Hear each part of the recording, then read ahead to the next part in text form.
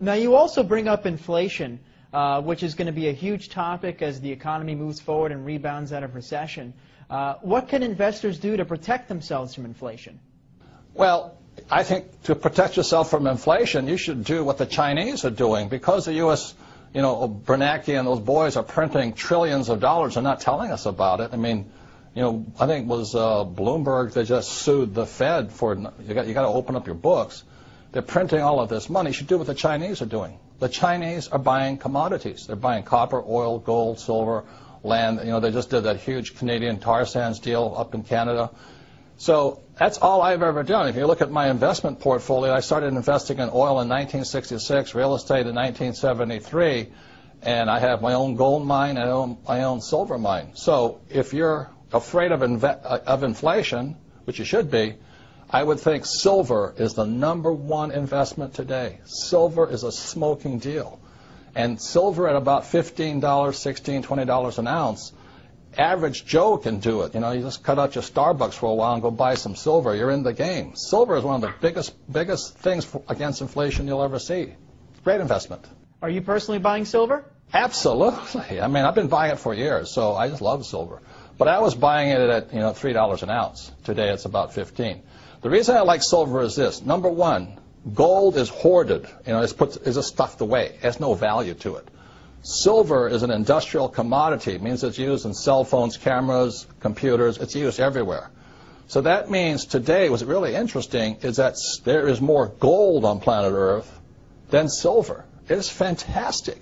And back when, 1 year ago, I think silver was 50 times less expensive than gold. In other words, for 1 ounce of gold, I could buy 50 ounces of silver. Today, 1 ounce of gold will buy 70 ounces of silver, which means silver is a bargain today. Now, with all the government expansion, inflation looming, taxes running higher, would you say Obama's running the country like a rich dad or a poor dad? Obama? The guys who run the country, I write about this in a book called Conspiracy of the Rich. The people that run the country are Goldman Sachs. Come on, give me a break. And the guys that control Goldman Sachs. It's run by the international banking cartels of the world. The Federal Reserve Bank is not a bank. It is owned by the richest European and some Saudi money in the world. And the Federal Reserve Bank is the one that has caused this crisis. The Federal Reserve Bank was created in 1913. In 1944, there was a Bretton Woods Agreement. 1971, Nixon took the world off the gold standard.